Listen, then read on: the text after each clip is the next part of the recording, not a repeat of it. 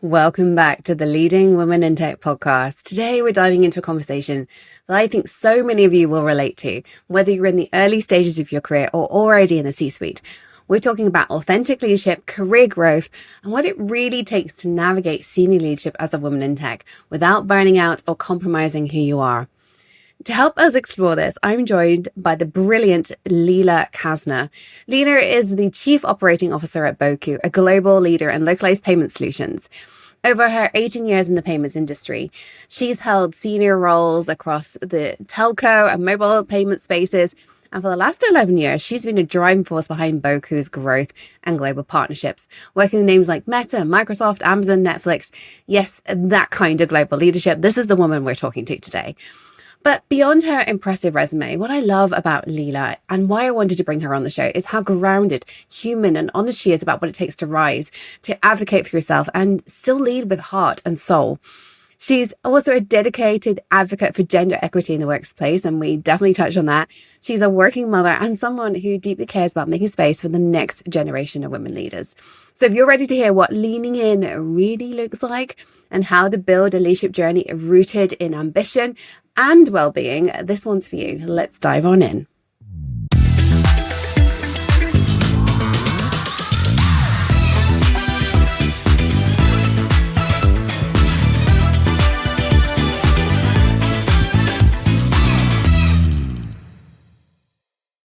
Welcome to the show, Leila.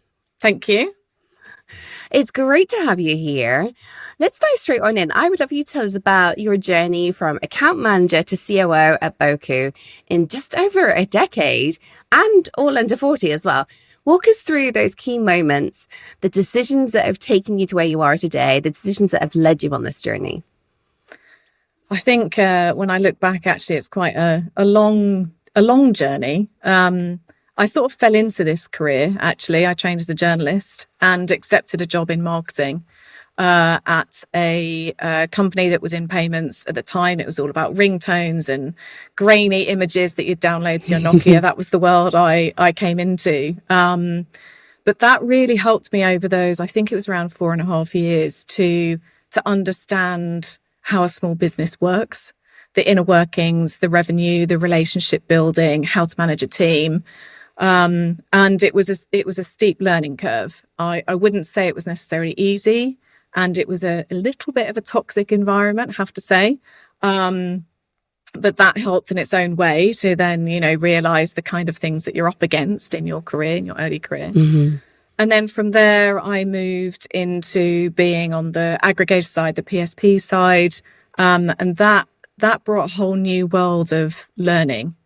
Because it's very different when you're servicing merchants than when you are a merchant yourself. Just let me interrupt you for a second. What's the PSP aggregator for those of us who don't know? So an aggregator is a company that sits in between your merchant and your payment methods. So a merchant would connect to you, and then you connect out to all of the different payment methods. In my world, local payment methods. So that connects to all of the carriers, all the local wallets, etc. And so rather than your merchants having to go out there and connect to however many hundreds there are in the world, you can connect to someone like an aggregator who will then connect you out to all of those yourself. So that's the world that I went into. So I moved from being on the client side to being at an aggregator who was specific to the UK market. And that was working with charities, a lot of them, I'm sure everyone will know, the likes of Save the Children and Children in Need, many others, and lots of competitions with Bauer Radio and ITV, Channel 5, that kind of thing. And that was really exciting for me because I got to work with some brilliant people, not only at the company that I was with, but with the clients themselves. And that really helped my learning and understanding of what matters to these merchants. And it meant that something new happened every day. It was never the same thing, and you never clock watching. It was pretty fast paced. And then I moved into Boku, and that really changed the direction of my career. And that was around 11 years ago now. And at the time, Boku was well known, well trusted in the UK. And that really appealed. It was privately funded. It was a small startup. And that was the kind of environment that I really, really wanted to get into. And that was a real pivotal moment. Not that I knew it at the time, but that was a real pivotal moment. And I joined there to set up an account management team, a global account management team. Didn't really exist. We had no frameworks, no standardized ways of working with anyone. It was a startup, right? We were brilliant at sales, not so good at the AM side. And so for me, that challenge, that opportunity to make something of my own, and use my kind of thought leadership. I was still young. I was still very young at that stage. But it was a good foundation to really kickstart my career. And from there, it was just leaning into any challenge, any point that the company needed to grow or evolve. We were doing more, working with bigger clients. I loved it. And so I just put myself out there, which, in those early days when I wasn't married, I didn't have kids, it was super easy because that was everything I wanted to do. And then it changed because I did have a family. And that gave me a whole different perspective. So yeah, I would say, it's been a whirlwind journey, one with many challenges. But if you see those challenges as opportunities, then it becomes something that's quite exciting and you just want to do more of it. Yeah. Yeah. One of the things that I always think is interesting, you say, you thought you were quite young, but at the end of the day, this company, they gave you the responsibility of being the person setting up a global account management team. What do you think it was that they saw in you? Benefit of hindsight, maybe. What did they see in you at the time to do that? Oh, that's a great question. I think it was my judgment and the fact that I spoke with knowledge, having been on the merchant side and then experience being, servicing merchants. That's very different. But because I'd done both, I could pull on that to help my experience in setting up what I know I needed as a merchant, but what I then knew that other merchants needed in the industry from a company like Boku in order to be successful. But also just, it's always a challenge when you're trying to do both. You're trying to balance the needs of your clients with the needs of the business, and those don't always marry up. And so it's having that balance and that judgment and that commitment to, doing the best for both is really important. And I think they must have seen that I was very passionate about it and very driven in wanting to succeed. So, I've always got something to say about it. Yeah. Well, what I would ask then is what took you from, coming in, set up this global account management team to today, the COO at Boku? What are the qualities? What are the habits? What has contributed to that progression into senior leadership? I think fundamentally, when I'm enjoying something and when I feel very passionate about something, I want to learn as much as possible, both about, what matters in the company, but what's happening within the merchant. And so building that really solid foundation of information, facts, context, helps you then to give better judgment and, make better decisions on what we should be doing as a company to do better, to be better. So I think that fundamentally really mattered. I was always the voice of the customer. People always saw me as that. And while, yes, I was very much on the commercial side, managing the partnerships and the relationships, it touches every part of the company. Every part of the company is responsible for growing the revenue, to maintaining the relationship with those clients. And so people would look to me for that advice, that guidance. Are we positioning this correctly? How could we be better? How can we ensure the value that we're giving at every stage of that journey is the best that we could be doing? And so I became known for that across the business. But then just more broadly, I think, I've always fought to be very calm and cool, particularly when the world is on fire.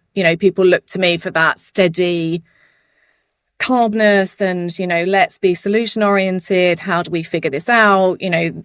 Anything can happen. You can't control it all.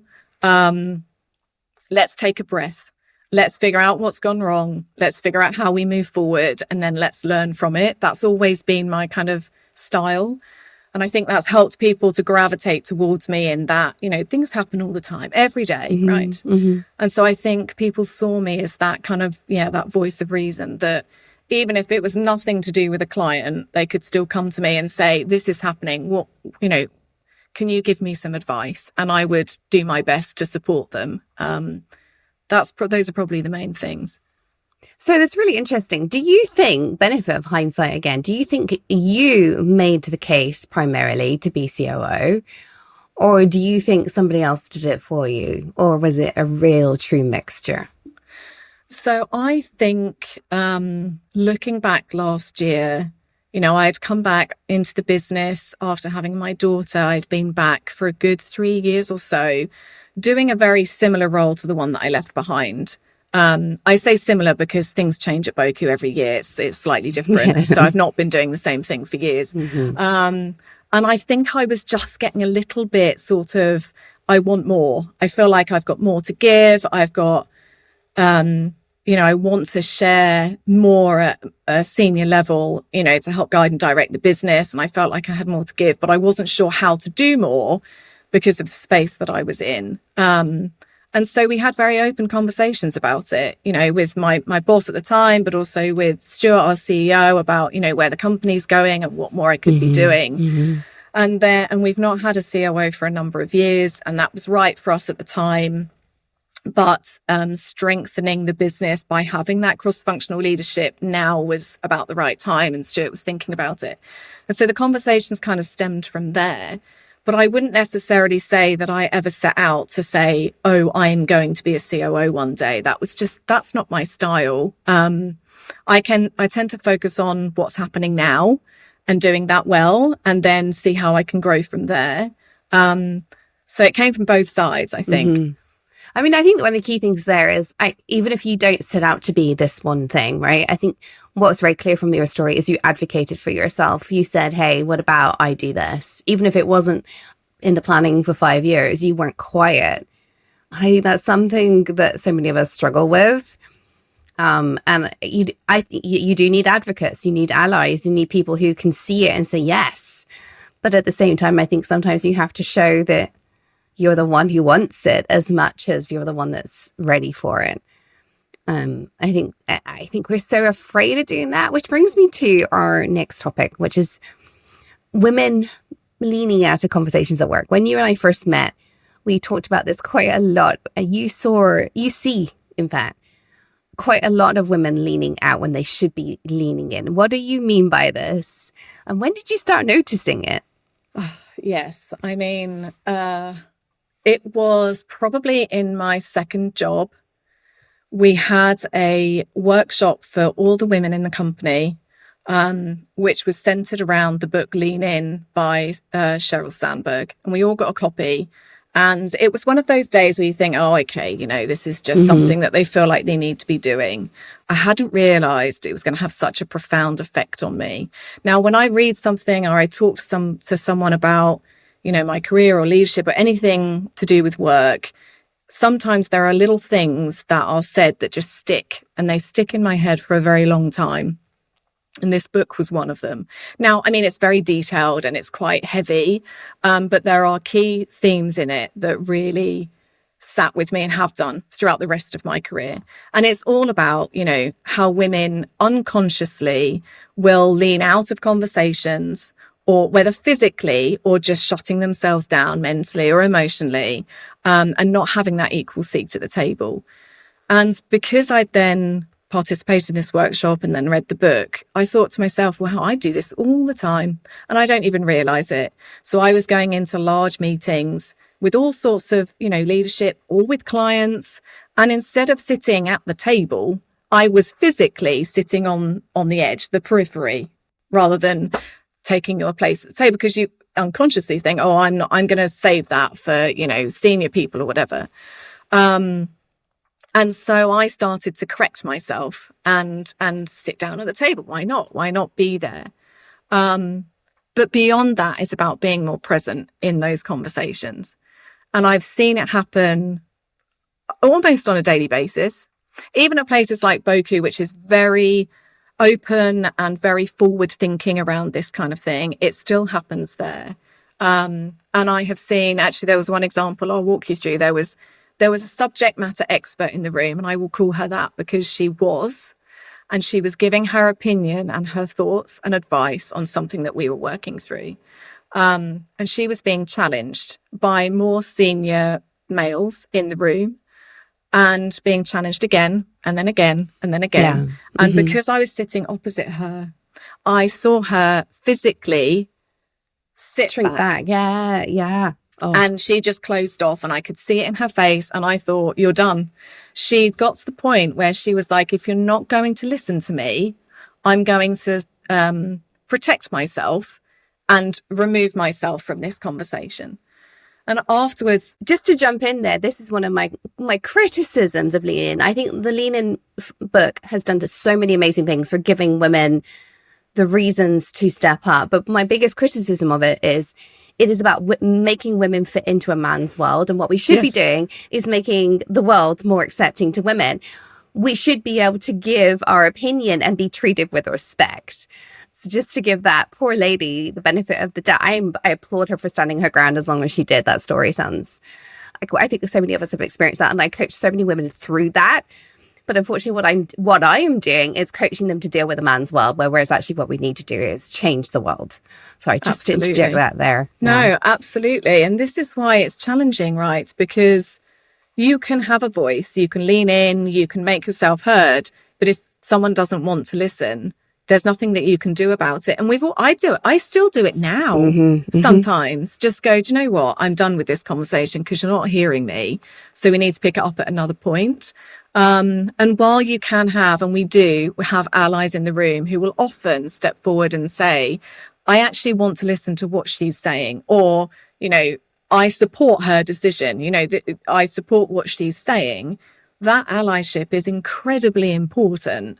But it doesn't happen all of the time. And I did actually speak with this lady afterwards. And first and foremost, I said, are you okay? Because that was emotionally charged. There was a lot that we need to talk about. Are you all right? And you could see that she was not. And I felt for her in that moment, because there's nothing that she could have done differently. But it was a very real example of someone going, I'm removing myself from this because you're not hearing me. And that's a form of protecting yourself, right? So it's very hard, and it happens daily. Yeah, it's such a shame. Do you see it happening with men as well? Obviously, we talk about it as a phenomenon. And I think you were very, very clear there that part of the issue is when we feel, I need to stay safe, I'm going to remove myself from this, right? And there is a different threshold on average, massive generalization, but there is a different threshold for that safety for men and women. But do you see men do the same thing when they're put in the same situation? I think so. Definitely not with the same frequency. And I think less so in the industry that I'm in, to be quite honest. But yes, I do think that you see men do it as well. And it's definitely not just something that is for females, but I think that threshold is different. And also, men typically have stronger, louder voices. And so if you're in a large room and you're all talking and everyone's trying to, it's a lot harder for a softly spoken female who's got a lot to say to be heard. And I've had to get used to that, in a room full of men I physically put my hand up and say, can you please let me talk? Because otherwise you don't get in there. But it's exhausting doing that all of the time. It is absolutely exhausting. And I think that's one of the reasons why I think it's so powerful to have allies in the room. So let's talk about some of the things you mentioned there that you've, had to say, hold on, I would like to finish. What are the tactics have you found effective for stepping up yourself, but also for inviting others to step up? So fundamentally, it's making sure that I'm physically at the table. If you are in a large meeting and people are having to sit around the edge, I will always ensure that I'm there early enough to be seated at the table, because that your physical presence does make a difference. I do find can you please let me speak, or can you please let someone else finish talking, because I want to hear what that person says, is incredibly important. Those tend to be the things that I speak to. But sometimes there are instances when I think to myself, they're not hearing me. And so there's no point continuing this conversation now. And so I will then not and circle back with them later, either one-on-one in a different environment to say, when you were speaking about that, I didn't agree and this is why. Because I find often, especially when you're talking about challenging things, when people start to bring their emotions into business where you shouldn't, it happens, we're all human. I find sometimes it's better not to tackle the person then and there, where they may feel, emotionally charged. There's lots of people around, so they might feel embarrassed or challenged, unfairly. It's better to just stop and tackle it separately. And that has helped me over the years. I mean, what I would advocate definitely for others listening as a coach, is something I get, anybody who's an executive that I work with, I fully advocate that we do. Because I'm going to ask you in a minute about cultural change, Boku, and what you've been doing, because there's some cool things you've been doing, I know. I hugely think that one of the things we have a duty as women in executive leadership positions is to call this out with kindness. I genuinely believe men have no idea they're doing it. I think the majority of men are decent humans and they don't realize what they're doing. And so the only way this is going to shift is if we call it out. And so I agree with you of like stepping back and saying that, basically we'll deal with that later to bring the situation down. But you have to, I personally think we have to actually state, this is unproductive conversation. Let's continue this at a later date. Because otherwise they think women just give up. And that's an unconscious thing, that they don't rationally say that, oh, look, she's given up. Yay, I've won. I think the best of men. But that is the unconscious messaging we're giving. We need to assert, this is unproductive. This is not the culture we're going to live in. Let's pause this for now. If we don't signal that, whether it's on our own behalf or somebody else's behalf, we aren't impacting the cultural change that the world needs. I don't know if you've ever tried that one. Yeah, absolutely. It's, as you say, it's not about winning or losing, and it's not about winning an argument or having the last word. But I have got more comfortable, I would say, now than before. Like, I could never imagine 10 years ago sitting in a meeting and saying, this is not healthy. We need to just stop and circle back to this. I would never have done that then. I would never have felt it was my position to do so, which is obviously not correct. Anyone can do that. But now I feel responsible for being able to say that. Because it's not productive and we're wasting time, I will happily say, we need to take a pause. Let's come back to this at another point. But that's a learned habit rather than feeling comfortable doing that, as I say, 10 years ago. I don't think it ever feels comfortable, ever. That's true. Maybe it does for some true. people, but I think for me, the women I coach, I don't think it ever feels comfortable. I think it's so unnatural to us, whether that's nature or nurture. Is this because we've been indoctrinated our entire lives to be, seen and not heard and make men comfortable, make everybody comfortable? That's what women are told to do. Is that why it's not, it'll never feel comfortable? I don't know, but it doesn't. What it becomes is less stressful, I think, is a way of putting it. Yes, that's a great way of putting it. And I don't like stressful situations. And so I would rather pause the conversation to reduce that stress and make myself feel uncomfortable in flagging it to say, we need to stop, than to allow the stress to continue, because I don't like people feeling that way, and particularly at work, because, we're all there for a very long time, many hours, away from children, and working in that kind of toxic environment isn't cool. It wastes a lot of energy.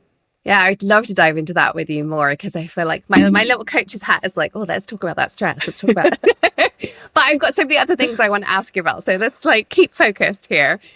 Let's talk about cultural change, because I know that Boku has done a lot for the advancement of women. Obviously, you yourself are COO, which you could argue is an advancement for women, but I would argue you've done that for yourself.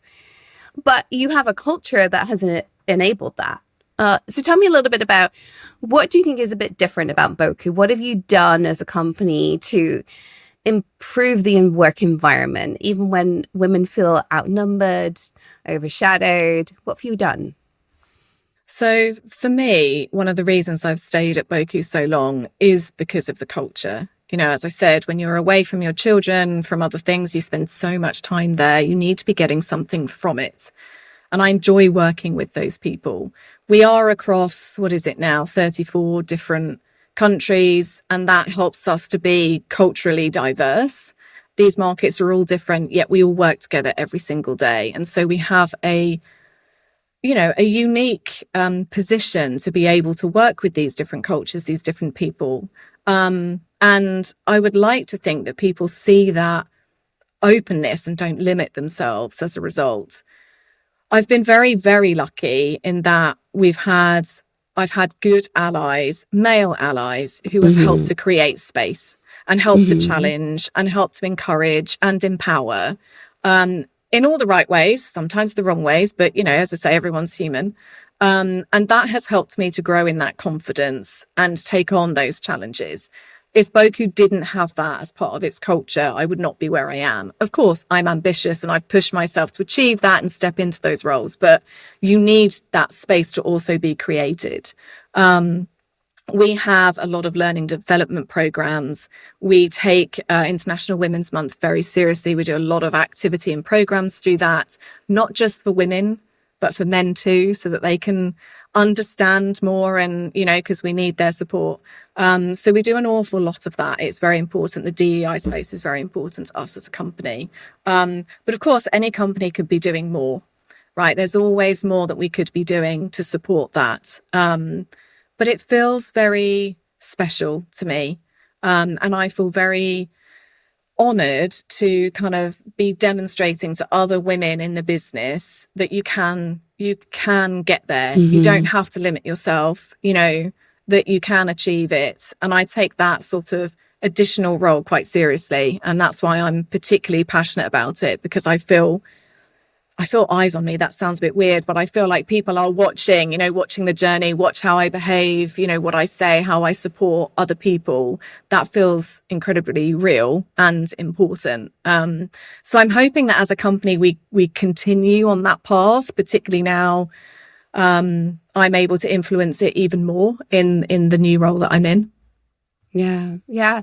I think one of the things that's really striking to me here is that you feel that you have a place here, that you feel, it's a big company now.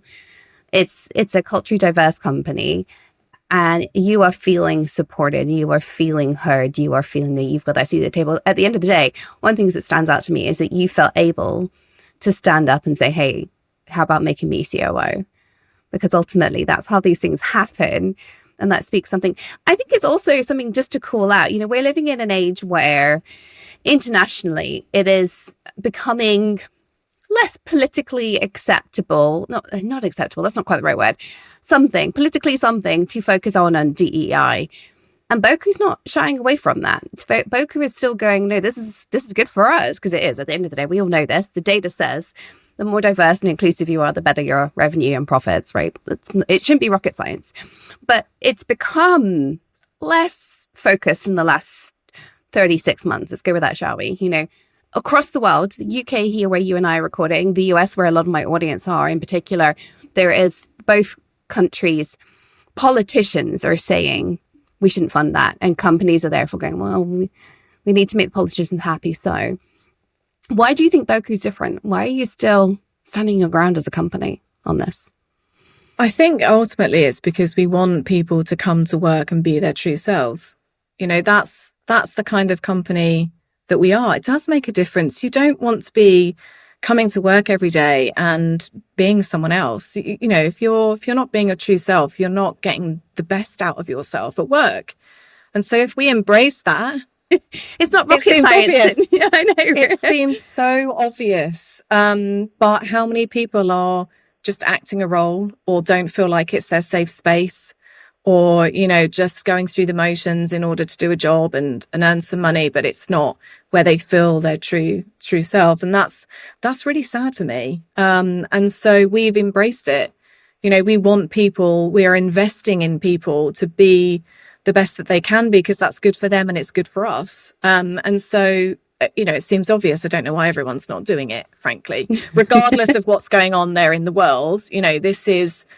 This is what makes Boku Boku. And I hope that we never lose that, because it is pretty special. I love that. Okay, one final question before we move on to the quickfire round.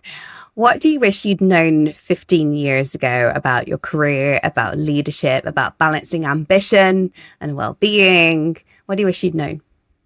Oh, I wish I had known that I could get there by just being myself, that I had a lot of value to bring, without needing to worry so much or be a perfectionist or go so far above and beyond that you're just exhausted. You know, I mean, age hindsight, right? It's easy to go, well, from this position where I am now, well, I wish I didn't worry so much. And I wish I didn't work myself into the ground and, you know, second guessed myself and all of that. It's easy to say when you're older and, you know, coming from a place of contentment. But I just think of all the wasted energy, you know, the toxic thoughts, the being wrapped up in my own space. If I'd have applied that to what I was trying to do, I'd have been happier, you know, more content, more quickly. But, you know, it's easy for me to say that now when I have 2 children and, you know, my husband's very supportive and helps with that. You know, you need to think about it in this way and frame it that way. You know, I didn't have the luxury of that when I was younger. So yeah, I think I just wish that I believed in myself a bit more and didn't put so much pressure on my shoulders. You know, I remember thinking to myself, oh, Leila, you're a generalist. You're kind of all right at things, but I never had that. And I remember saying to my mum, Mum, I don't have that one thing that I'm brilliant at. You know, you're a brilliant pianist. You're brilliant at maths. I never had that. I wish I had realized what I did have was so much softer, so much more emotional. You know, it's the power of those relationships that you can build with people and what that means and the impact that you can have on someone's career and life and, you know, having an high emotional IQ, essentially. I didn't realize any of that. And so I didn't realize that was my superpower until a lot later in my career. So, wow, I wish I'd known that. I love that. I love that so much. Well, let's move on to the quickfire round. You ready for this? Yes, go for it. What's the worst piece of advice you've ever been given? Do you know what? That's a really hard question. I get a lot of advice that I don't ask for over years, but I have to admit, I'm fairly dismissive. That's not dismissive of advice. I've taken a lot of great advice, but I don't remember a single piece of advice where I've gone, well, that's a load of shit. I'm not listening to you, but I think I do it a lot. You know what, though? I think that's the first time that somebody's ever said that to me, and I fully applaud it. I fully applaud it because I think you're spot on. I think we do get so much shit advice, especially as women. We're told everything, right? And I've never had somebody, I mean, maybe they've all just thought really hard, like, what have I been told? Right? It's my favorite question to ask. I feel like at some point I should write a book on all the bad advice we've been given. It would be a great book, wouldn't it?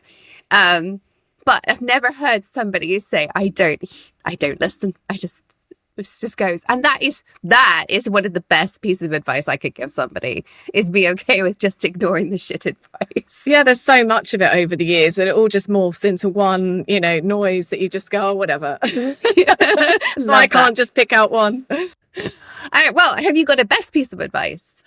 Yes.